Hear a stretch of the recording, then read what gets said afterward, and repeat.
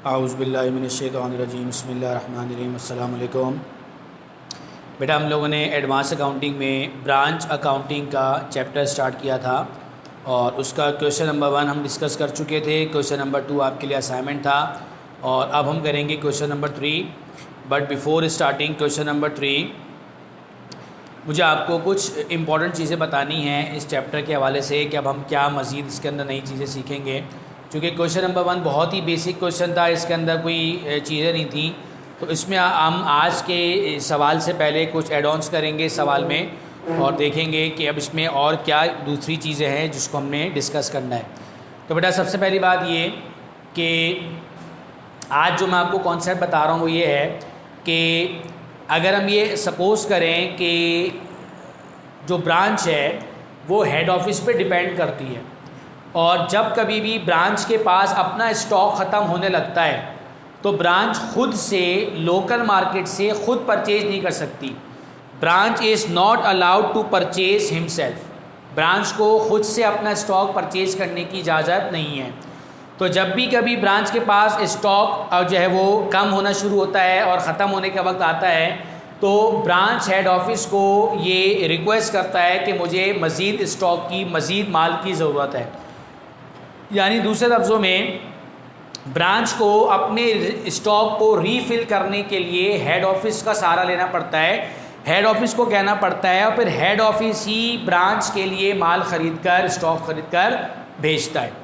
अब इसमें दो तरीके हैं। एक तो यह है कि हेड ऑफिस ने जितने की इन्वेंट्री परचेज़ की जब वो ब्रांच को सेंड करेगा तो एग्जैक्टली उसी अमाउंट का कहकर सेंड करेगा। यानी मिसाल के तौर पे हेड ऑफिस ने अगर 1 लाख रुपए का माल ख़रीदा है तो जब ये 1 लाख रुपए का माल शिप होगा ब्रांच को तो ब्रांच को भी यही बताया जाएगा कि ये 1 लाख रुपए का है।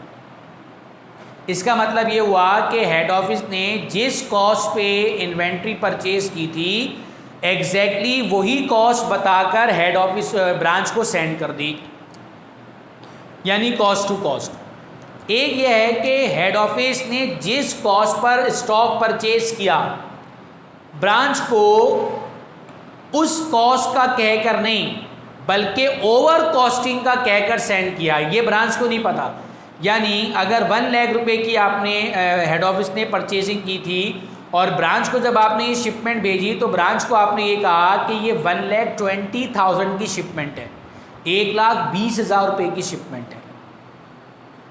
अब ये ब्रांच को नहीं पता कि हेड ऑफिस ने उसके साथ गेम खेला है और एक चीज़ जो 1 लाख रुपए की थी वो 1,20,000 रुपये की कहकर भेजी है, ये ब्रांच को नहीं पता। ये सिर्फ हेड ऑफिस को ही मालूम है कि मैंने उसको 20,000 रुपये की ओवर वैल्यूएशन की है। इसको हम कहते हैं अलाउंस फॉर ओवर वैल्यूएशन। यानी जितनी कॉस्ट की गुड्स थी उससे ओवर अमाउंट पर आपने ब्रांच को भेजी। सवाल ये कि सर हेड ऑफिस ऐसा काम क्यों करता है, यानी हेड ऑफिस ने ऐसा क्यों किया कि जितनी कॉस्ट की गुड्स थी जब उसने हेड ऑफिस को ब्रांच को सेंड की तो ज़्यादा की कहकर जो है वो सेंड की। तो बेटा इसकी वजह एक तो ये होती है कि हेड ऑफिस ये चाहता है कि ब्रांच उसको मैक्सिमम प्रॉफिट कमा कर दे। अगर वो 1 लाख रुपए की चीज़ को 1 लाख रुपए का ही कहकर ब्रांच को सेंड करते हैं तो ब्रांच आगे 1,10,000 रुपये में फ़रोख्त कर देगा। तो कितना प्रॉफिट हुआ, 10,000 का।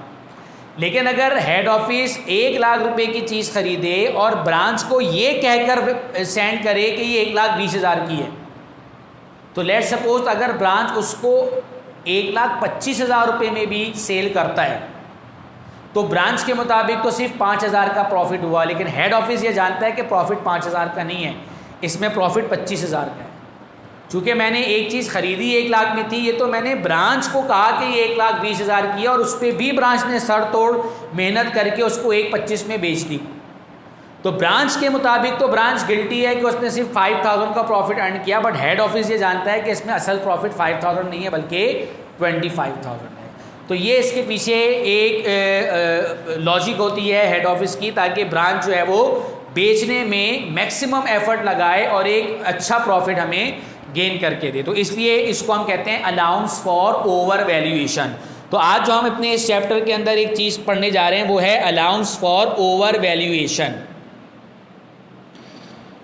अच्छा, पिछले क्वेश्चन के अंदर टी अकाउंट्स भी पूछे गए थे, बट हमने उन टी अकाउंट्स को नहीं बनाया था, वो इतने इंपॉर्टेंट नहीं है, तो इसलिए टी अकाउंट्स को आप छोड़ दीजिएगा, सिर्फ एंट्री पे फोकस कीजिए। टी अकाउंट में फिर किसी की सवाल में आपको करा दूंगा। अच्छा, अब इस अलाउंस फॉर ओवर वैल्यूएशन के लिए आपको जाना पड़ेगा पेज नंबर 64 पे। इस पेज नंबर 64 में आप देख सकते हैं कि जो मैंने कुछ रेसिप्रोकल एंट्रीज आपको लिखवाई नहीं है। वैसे तो रेसिप्रोकल एंट्रीज बेटा बहुत सारी बन सकती हैं, लेकिन मैंने चंद रेसिप्रोकल एंट्रीज बाकायदा आपके नोट्स में मेंशन कर दी हैं। वजह इसकी ये है कि ये चंद रेसिप्रोकल एंट्रीज ऐसी हैं जो कि हर सूरत में ऐसी ही बनेंगी, इसलिए ये मैंने बता दी है। तो उसमें अगर आप नंबर 1 एंट्री देखें तो उसमें पहली एंट्री लिखी हुई है, एक तरफ हेड ऑफिस की एंट्री है और एक तरफ ब्रांच की एंट्री है। तो उसमें पहली एंट्री में लिखा हुआ है shipment to branch by head office on over valuation. तो आप इसमें देख सकते हैं कि अगर आप इसमें से ओवर वैल्यूएशन को हटा दें तो जो मैंने आपको क्वेश्चन नंबर 1 में एंट्री बनवाई थी जब आप शिपमेंट करते हैं, तो जो मैंने क्वेश्चन नंबर 1 में करवाई थी वही एंट्री हेड ऑफिस में भी है, वही एंट्री ब्रांच में भी है। बस फ़र्क यह है कि हेड ऑफिस के अंदर एक छोटी सी चीज़ का इजाफा हुआ है और वो क्या है, अलाउंस फॉर ओवर वैल्यूएशन। सही है।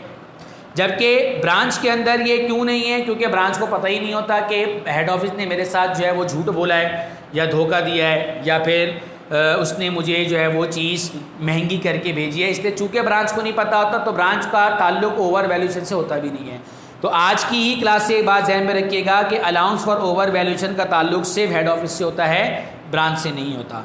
यही शिपमेंट जब रिटर्न होगी तो रिटर्न की एंट्री में आपने कोई मेहनत नहीं करनी। जो शिपमेंट आपने सेंड करी थी सेम उसी एंट्री को आप दोनों अपनी अपनी एंट्री को क्या कर देंगे, रिवर्स कर देंगे। सही है। तो ये दोनों एंट्री हैं जो कि आपको आज फर्स्ट टाइम आप देखेंगे। इसके अलावा अलाउंस फॉर ओवर वैल्यूएशन का रेट निकालने का भी एक तरीका है। बिल्कुल इसी के ऊपर देखिए, रेसिप्रोकल एंट्रीज के ऊपर इसमें लिखा है computation rate of allowance for over valuation और उसके नीचे लिखा है required only if above cost percentage is not given. यानी अगर ओवर वैल्यूएशन की परसेंटेज गिवन नहीं है तो आपने ये फॉर्मूला लगाना है। अगर परसेंटेज गिवन है तो फिर आपको ये फॉर्मूला नहीं लगाना। सवाल ये कि सर ओवर वैल्यूएशन की परसेंटेज से क्या मुराद है। तो बेटा मिसाल के तौर पे मैंने ये कहा कि आपने एक चीज़ 1 लाख रुपए की थी, 1,20,000 रुपये में बेची है। हेड ऑफिस ने 1 लाख रुपए की चीज़ ब्रांच को 1,20,000 रुपये की कहकर सेंड की है, शिप की है। तो वो जो 20,000 एक्स्ट्रा अमाउंट आपने ब्रांच को जो है वो ओवर वैल्यूड किया है, तो उसकी परसेंटेज कितनी है। तो ये percentage most of the time सवाल में गिवन होती है, बट सम टाइम गिवन नहीं होती। अगर गिवन हो तो आप डायरेक्ट लिख लीजिएगा, ना गिवन हो तो उसका फॉर्मूला मैंने बता दिया ऊपर, वो है allowance for over valuation multiply by 100 divide by shipment to branch at billed price. सही है। अब मैं आपको बताता हूँ कि ये कॉस्ट प्राइस और बिल्ड प्राइस क्या होती है। लेट्स सपोज अगर शिपमेंट की असल कीमत थी 1 लाख और आप उसको शिफ्ट कर रहे हैं 1,20,000 रुपये में, यानी हेड ऑफिस के पास उसकी कीमत थी 1 लाख और हेड ऑफिस ब्रांच को जो सेंड कर रही है वो कर रही है 1,20,000 रुपये में। तो वो जो 1 लाख रुपये है वो उसकी कॉस्ट है और वो जो 1,20,000 रुपये जिस कीमत पे हेड ऑफिस ब्रांच को भेज रहा है वो 1,20,000 रुपये कहलाती है बिल्ड प्राइस। तो कॉस्ट प्राइस वो जो उसकी असल कीमत है और बिल्ड प्राइस वो जिसके अंदर आप उसमें ओवर वैल्यूएशन का अमाउंट शामिल करते हैं। तो ये कितना, ये क्या बन गया, billed price. And the difference between billed price and cost price is known as allowance for over valuation. यानी अगर 1,20,000 की बिल्ड प्राइस है और 1 लाख उसकी कॉस्ट है तो 20,000 इसमें क्या है, ओवर वैल्यूएशन। सही है। तो इसके लिए आपको सबसे पहला काम क्या करना है कि कोई भी ऐसा सवाल, अब चूंकि बेटा सवालात आएंगे ही सारे ऑलमोस्ट आपके ओवर वैल्यूएशन वाले, तो इसलिए अब आपने ख्याल रखना है ये जो मैंने आपको क्वेश्चन नंबर 1 कराया था विदाउट ओवर वैल्यूएशन, ऐसे सवाल अब तकरीबन ना होने के बराबर हैं। चूँकि वो पहला सवाल था तो इसलिए वो बहुत ही आसान सवाल मैंने कराया था। अदरवाइज ज़्यादातर सवाल को होंगे जो कि ओवर वैल्यूएशन से रिलेटेड होंगे। तो आपने हर ओवर वैल्यूएशन के क्वेश्चन को करने से पहले एक इक्वेशन लिखनी है, that is cost plus over valuation is equals to billed price. ये हर सवाल, हर ऐसा सवाल जिसके अंदर आपने अपनी मर्चेंडाइज की शिपमेंट ज़्यादा कीमत पे की होगी, हर सवाल में आपने पहले इक्वेशन बनानी है। अब याद रखिए कॉस्ट हमेशा 100% होगी ओवर वैल्यूएशन में वो आपको जो भी रेट बताए उसका वो रेट होगा, तो उसके बाद आपकी आ जाएगी बिल्ड प्राइस। अच्छा,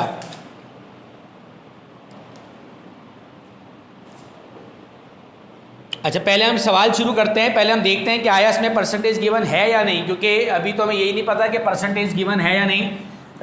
ये जो मैंने अभी आपको बताई थी वर्किंग, वो सिर्फ तब इस्तेमाल होगी जब परसेंटेज गिवन नहीं होगी, और अगर परसेंटेज गिवन होगी तो फिर हम उसको जो है वो काउंट नहीं करेंगे। चलिए पहले सवाल देखते हैं, उसके बाद आगे चलते हैं। क्वेश्चन नंबर 3 है, the following transactions furnished by messrs Usman traders whose head office in Karachi and only branch in Lahore. तो हेड ऑफिस कराची में है और लाहौर में इनकी ब्रांच है। नंबर 1 कहते हैं January 1 goods send to Lahore branch costing ₹87,500 billed at ₹1 lakh. कहते हैं कि लाहौर कराची हेड ऑफिस ने लाहौर ब्रांच को जो शिपमेंट की है, शिपमेंट का मतलब जो गुड्स आपने भेजी हैं वो आपने भेजी हैं, उसको उसकी कीमत थी 87,500, लेकिन ब्रांच को ये कह कर भेजी हैं कि ये 1 लाख रुपए की हैं।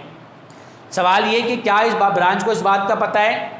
तो जवाब ये कि ब्रांच को इस बात का नहीं पता। अगर ब्रांच जो है वो हेड ऑफिस की तमाम जो है वो चालों को समझता हो तो वो ख़ुद हेड ऑफिस से कह सकता है कि जितनी की चीज़ आप मुझे भेज रहे हैं मैं लोकल मार्केट से ख़ुद इससे कम में भी परचेज़ कर सकता हूँ।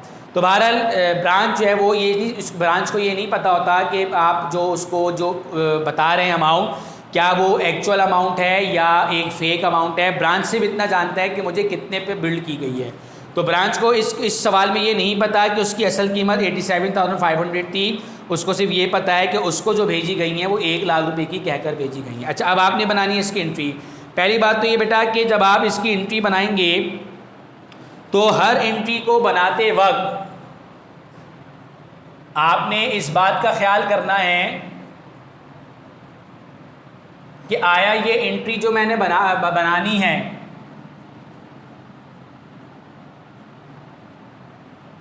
ये जो एंट्री मैंने बनानी है क्या ये रेसिप्रोकल है या सिंपल है।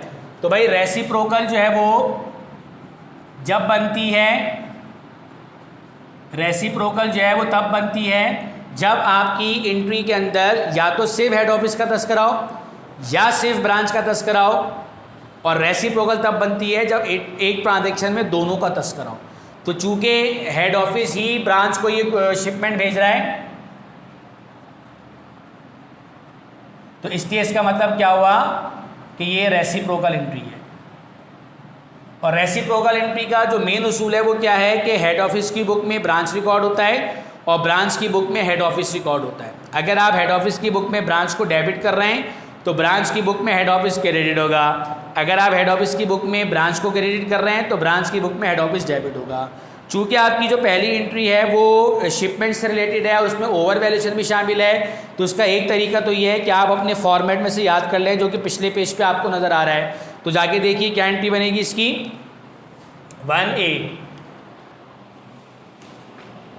जनवरी की 1 चाहिए A।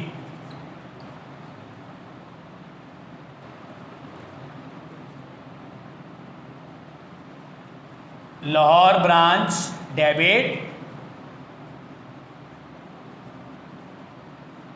Shipment to Lahore branch credit and allowance for over valuation credit. तो सिंपल, जो आपने ब्रांच को डेबिट किया वो कितने से किया 1 लाख, लेकिन जो आपने शिपमेंट भेजी वो कितने की भेजी थी 87,500, और इन दोनों के बीच में जो डिफरेंस है वो कितना है 12,500। तो record shipment to Lahore branch and allowance for over valuation. लेकिन इस बात का लाहौर ब्रांच को कतई मालूम नहीं है। लाहौर ब्रांच ये नहीं समझता कि ये जो मुझे गुड्स भेजी गई हैं ये थी कितने की। वो यही समझता है कि अगर मुझे 1 लाख रुपए की कहकर भेजी जा रही हैं तो ये होंगी भी 1 लाख रुपए की, जबकि सिर्फ हेड ऑफिस ये जानता है कि ये असल में 87,500 की हैं, लेकिन जो हम उसको शिफ्ट कर रहे हैं वो 1 लाख रुपए में कर रहे हैं। सही है। अच्छा, अब ये बात तय हो गई है कि अगर हेड ऑफिस की बुक में मैंने ब्रांच डेबिट किया है तो अब मैं ब्रांच की बुक में हेड ऑफिस को क्या करूँगा क्रेडिट। तो ये देखिए, ये आपने इसकी एंट्री बना दी जनवरी 1 की B, यह आ गया हेड ऑफिस क्रेडिट, और जितने से ब्रांच डेबिट होगा उतने से ही हेड ऑफिस क्रेडिट होगा। तो ये देखिए ये लिखा मैंने 1 लाख क्रेडिट। अब यहां से इसने शिपमेंट दी तो इसने तो क्या क्रेडिट, लेकिन वहां से उसने शिपमेंट ली तो वो क्या करेगा डेबिट, यानी शिपमेंट फ्रॉम हेड ऑफिस। हाँ, यहां पर इसने जब शिपमेंट दी थी तो इसने अपने पास लिखा था ये शिपमेंट 87,500 की है और बाकी का अमाउंट इसने ओवर वैल्यूएशन में डाला था। लेकिन जब यही शिपमेंट उसको मिली तो उसको तो पता ही नहीं कि ओवर वैल्यूएशन क्या होता है, तो इसलिए इसके नज़दीक ये शिपमेंट 1 लाख की ही है। तो record shipment receipt from head office. अब आप जाके देख सकते हैं ये जो मैंने पेज नंबर 64 पे आपको शुरू की 2 एंट्रीज दिखवाएंगे, ये बिल्कुल फिक्स्ड है, ये हमेशा इसी तरह से ऐसी बनेगी। आप चाहें तो याद कर लें और चाहे तो जो लॉजिकल मैं आपको बता रहा हूँ उस तरीके से आप समझ भी सकते हैं। सही है, okay. Now January 3rd furniture send to branch costing ₹25,000, यानी हेड ऑफिस जो है फर्नीचर सेंड कर रहा है ब्रांच को। तो हेड ऑफिस के पास से फर्नीचर गया तो फर्नीचर को आपने कर दिया क्रेडिट, कितने से 25,000। अब चूंकि ये रेसिप्रोकल है तो जाहिर है जब तक के रेसिप्रोकल में हेड ऑफिस की बुक में ब्रांच ना आ जाए रेसिप्रोकल पूरी नहीं होगी, तो इसलिए इसके डेबिट में क्या आएगा, लाहौर ब्रांच, कितना 25,000। नरेशन क्या बन जाएगी, तो record furniture send to Lahore branch. अब इसने यहाँ से, अच्छा यहाँ पे इसने लाहौर ब्रांच डेबिट किया है तो अंडरस्टूड है कि जब ये इसकी एंट्री बनाएगा तो ये हेड ऑफिस को क्या करेगा, क्रेडिट, कितना 25,000। अब यहां से फर्नीचर गया, इसके पास से क्रेडिट हो गया, उसने वसूल किया तो इसके पास क्या हो जाएगा, डेबिट, कितना 25,000। इसके बाद नंबर 6 है जनवरी के शेष cash collected by branch for head office ₹5,600। ये कैश ब्रांच ने कलेक्ट किया है हेड ऑफिस के लिए, यानी बेसिकली ये वो पैसे होंगे जो हेड ऑफिस के होंगे, हेड ऑफिस ने लेने होंगे, लेकिन हेड ऑफिस के ब्याह पे ब्रांच ने ले लिए। तो अगेन रेसिप्रोकल है, लेकिन पहले ब्रांच में आएगा क्योंकि इसने वसूल ब्रांच ने किए हैं। तो इसकी एंट्री क्या बनेगी, ब्रांच के पास कैश आया तो कैश तो हो गया डेबिट, कितने से 5,600। लेकिन क्या ये जो कैश रिसीवेबल था ये था भी ब्रांच का, नहीं, ये था हेड ऑफिस का। तो इसलिए अकाउंट रिसीवेबल ये नहीं लिखेगा, ये हेड ऑफिस को क्रेडिट करेगा, हेड ऑफिस क्रेडिट बाय ₹5,600। तो record cash of head office receive by branch. अच्छा, अब चूंकि इसने यहाँ पे हेड ऑफिस को क्रेडिट किया है तो अंडरस्टूड है यहाँ पे लाहौर ब्रांच क्या हो जाएगा, डेबिट 5,600। तो क्रेडिट में क्या आएगा, चूंकि ये इसका रिसीवेबल था तो ये आ गया इसके क्रेडिट में अकाउंट रिसीवेबल 5,600। फिर इसके बाद 8 है return goods to Karachi head office by Lahore branch at bill price ₹10,000। कहते हैं कि लाहौर ब्रांच ने कराची के हेड ऑफिस को 10,000 रुपीज़ की गुड्स वापस कर दी। अब एक बात ध्यान में रखिए, ब्रांच को तो इस बात का पता ही नहीं है कि जो गुड्स मुझे भेजी गई थी उसमें अलाउंस फॉर ओवर वैल्यूएशन था। ब्रांच तो ये समझता है कि भाई जितने की चीज़ थी हेड ऑफिस ने मुझे उतनी की ही कहकर भेजी है।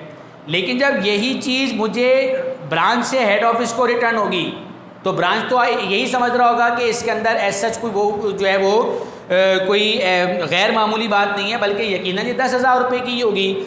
लेकिन हेड ऑफिस जानता है कि इसके अंदर कुछ हिस्सा ओवर वैल्यूएशन का है। इसलिए पहली बात तो ये कि जब भी कभी रिटर्न होगी, आप जाके पेज नंबर 65 पे देख सकते हैं कि आप 64 पे देख सकते हैं कि इसकी रिटर्न वाली एंट्री नंबर 2 पे नज़र आ रही है, और सिंपल ये जो एंट्री आपको नंबर 2 में नज़र आ रही है ये पहली वाली एंट्री का रिवर्स है। यानी आपको रिटर्न वाली एंट्री में तो कतई नहीं सोचना, सिंपल जो एंट्री इसने शिपमेंट की रिसीव की थी आप उसको रिवर्स कर दो, जो एंट्री इसने शिपमेंट की जो है वो की थी आप उसको रिवर्स कर दो। तो ये लीजिए, चूँकि ये रिटर्न कर रहा है एंट्री ट्रांजैक्शन शिपमेंट को, तो ये अपनी इस वाली एंट्री को रिवर्स कर देगा, यानी हेड ऑफिस डेबिट और shipment from head office credit कितने की है, 10,000। ये लिखा आपने 10,000। अच्छा, अब जब यही वाली रिटर्न की एंट्री ये बनाएगा तो ये अपनी वाली एंट्री को रिवर्स कर देगा, तो ये आ गई 8 की भी, यानी ये दोनों क्रेडिट डेबिट में आ जाएंगे। Shipment to Lahore branch debit, allowance for over valuation debit and Lahore branch debit में है तो ये क्रेडिट में चला जाएगा। लेकिन यहाँ पे मसला क्या है, यहाँ पे मसला ये है कि चलो मैं यहाँ पे तो 10,000 कर देता हूँ क्रेडिट, क्योंकि मुझे पता है कि जब यहाँ हेड ऑफिस डेबिट होगा तो यहाँ ब्रांच भी उतनी ही अमाउंट से क्रेडिट होगा। लेकिन मेरे लिए मसला अब यहाँ पे ये पैदा हो गया है कि जो 10,000 रुपये की शिपमेंट ब्रांच मुझे वापस कर रहा है, तो ब्रांच को तो नहीं पता कि इसके अंदर एक ख़ास अमाउंट ओवर वैल्यूएशन का भी छुपा है, बट मुझे यानी हेड ऑफिस को ये बात मालूम थी कि ये जो मुझे शिपमेंट वापस कर रहा है इसमें कुछ पोर्शन वो होगा जो कि इजाफी अमाउंट था जब मैंने इसको शिपमेंट की थी, और कुछ अमाउंट वो होगा जो उसका रियल अमाउंट था। अब हम यहाँ पे ही फंस गए कि हमें ये नहीं पता कि जब हमने शिपमेंट की थी तो उस टोटल शिपमेंट में 12,500 रुपये का ओवर वैल्यूएशन था और उस टोटल शिपमेंट की असल कीमत थी 87,500। यही शिपमेंट जब मुझे रिटर्न हो रही है तो उस रिटर्न की टोटल कीमत है 10,000 अकॉर्डिंग टू ब्रांच, लेकिन मैं जानता हूँ कि इस 10,000 में यकीनन कुछ ओवर वैल्यूएशन होगा और कुछ उसकी असल कीमत होगी। बट अब यहाँ पे मैं फंस गया हूँ क्योंकि मुझे नहीं मालूम कि ये कितना है। इसके लिए अब हम क्या करेंगे, जाइए पेज नंबर 64 पे और जाके देखिए, आपको मैंने अलाउंस फॉर ओवर वैल्यूएशन का रेट निकालने का फॉर्मूला बताया था। तो आइए हम इसको भी फिलहाल यहाँ पे छोड़ते हैं, यहाँ पे हम फॉर्मूला लगाते हैं, rate of allowance for over valuation. Formula क्या है इसका, allowance for over valuation multiply by 100 divided by build price. और ये फॉर्मूला लगाएंगे हमेशा हम शिपमेंट की पहली वाली एंट्री पे। तो ये आ गया आपका अलाउंस फॉर ओवर वैल्यूएशन 12,500 और बिल्ड कितनी है 1 लाख मल्टीप्लाई बाय 100। तब हम देखते हैं कि ये जो 12,500 का एक्स्ट्रा अमाउंट है ये परसेंटेज में कितना बनता है, ये बनता है 12.5%। यानी बेसिकली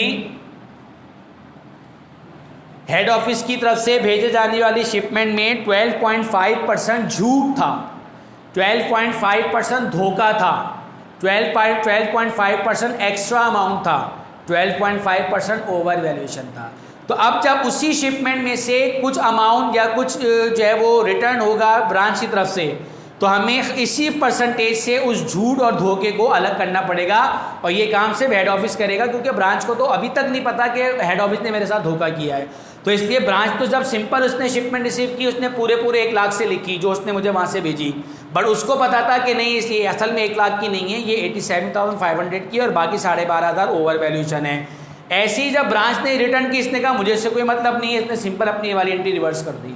बट जब हमने अपनी एंट्री रिवर्स की तो अब हमें इस बात की ज़रूरत पड़ी कि भाई वो जो पैसा जो शिपमेंट रिटर्न हो रही है उसके अंदर ये तो मालूम करो कि उसके अंदर हमारा वो जो झूठ था वो कितना है, तो वो 12.5% है। अब आप 10,000 रुपये में से 12.5% अलग कर दीजिए, यानी 8,750 इसकी असल कीमत होगी,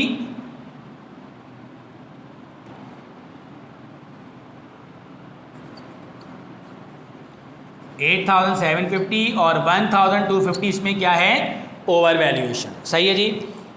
इसके बाद यानी इसका मतलब है अगर आप ये परसेंटेज नहीं निकालते तो आप आगे नहीं चल सकते थे। इसके बाद है paid salaries bye head office for branch employees. Head office ने ब्रांच के एम्प्लॉयज़ की सैलरी पे की, यानी अगेन रेसिप्रोकल है, तो ये इसकी 10 की ए बन जाएगी। हेड ऑफिस ने चूँकि पेमेंट की तो हेड ऑफिस के पास से कैश गया कितना 30,000, लेकिन ये सैलरी हेड ऑफिस की नहीं थी, तो इसलिए हेड ऑफिस क्या लिखेगा इसको लाहौर ब्रांच। अच्छा, अब चूंकि यहाँ पे लाहौर ब्रांच डेबिट हो गया तो अंडरस्टूड है कि जब हम यहाँ पे एंट्री बनाएंगे तो हम हेड ऑफिस को क्या करेंगे क्रेडिट कितना, और डेबिट में क्या आ जाएगा, ये ब्रांच की सैलरीज थी, सैलरीज एक्सपेंस। इसके बाद 12 है the head office paid Lahore branch account payable of ₹10,000 after discount deduction of 5%। कहते हैं हेड ऑफिस ने लाहौर ब्रांच का अकाउंट पेबल अदा किया 10,000 रुपये का, लेकिन ये 5% डिस्काउंट के बाद, यानी टोटल अमाउंट 10,000 है, पेमेंट की है 5% के बाद, तो 10,000 का 5% कितना बनेगा 500। तो बेसिकली हेड ऑफिस ने कितनी पेमेंट की है 9,500। तो ये लीजिए इसकी एंट्री बन गई, हेड ऑफिस के पास से कैश गया 9,500 और डेबिट में क्या आ जाएगा लाहौर ब्रांच 9,500। तो सर वो जो 500 डिस्काउंट था वो क्यों नहीं लिखा? लिखूंगा, लेकिन चूंकि ये डिस्काउंट हेड ऑफिस का तो नहीं था, हेड ऑफिस ने तो कहा कि भाई मैंने तो तुम्हारी पेमेंट कर दी, डिस्काउंट तुम्हारा है तुम रिकॉर्ड करो। तो इसलिए अब जब लाहौर ब्रांच डेबिट हो गया तो अंडरस्टूड है हेड ऑफिस क्या होगा क्रेडिट, कितना 9,500। लेकिन चूंकि 500 का डिस्काउंट जो मिला वो ब्रांच को मिला, तो ब्रांच अपने पास लिखेगा इसको परचेज डिस्काउंट। हेड ऑफिस ने क्यों नहीं लिखा है? क्योंकि भाई हेड ऑफिस ने सिर्फ पेमेंट की है, डिस्काउंट ब्रांच का था, तो जो चीज़ जिसकी होगी वही अपने बुक में रिकॉर्ड करेगा। तो सभी डेबिट में क्या आएगा? तो ज़ाहिर है चूँकि ये पेमेंट बनती थी ब्रांच की, तो ये अकाउंट पेबल आ जाएगा कितना 10,000। इसके बाद the Lahore branch receive head office account receivable of ₹20,000 after discount of 10%। अब लाहौर ब्रांच ने हेड ऑफिस का अकाउंट रिसीवेबल कलेक्ट किया 20,000 रुपये का, लेकिन 10% डिस्काउंट के बाद। तो 20,000 का 10% कितना बनेगा 2,000। तो बेसिकली लाहौर ब्रांच ने जो पैसे वसूल किए हेड ऑफिस के बिहाफ पे कैश, वो कितना किए 18,000। और चूंकि ये हेड ऑफिस का था इसलिए क्रेडिट में क्या आ गया हेड ऑफिस 18,000। अच्छा, अब चूंकि यहाँ पे हेड ऑफिस क्रेडिट है तो अंडरस्टूड है कि जब आप यहाँ पे एंट्री बनाएंगे तो लाहौर ब्रांच क्या हो जाएगा डेबिट 18,000। सही है। लेकिन चूंकि ये पैसे हेड ऑफिस के थे, ब्रांच ने तो सिर्फ और सिर्फ आफ्टर डिस्काउंट कलेक्ट किए, लेकिन डिस्काउंट की रिकॉर्ड करने की जिम्मेदारी उसकी होगी जिसके ये पैसे थे। तो ये हेड ऑफिस के पैसे थे, तो इसलिए अब हेड ऑफिस इसको लिखेगा सेल डिस्काउंट 2,000 और क्रेडिट में आ जाएगा अकाउंट रिसीवेबल 20,000। और फिर इसके बाद है the Lahore branch reported net profit to head office 22,000।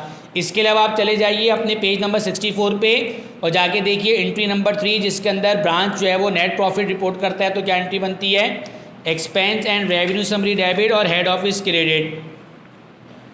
तो ये आप इसकी एंट्री बना लेंगे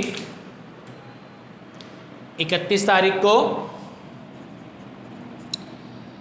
expense and revenue summary debit and head office credit. कितना अमाउंट 22,000।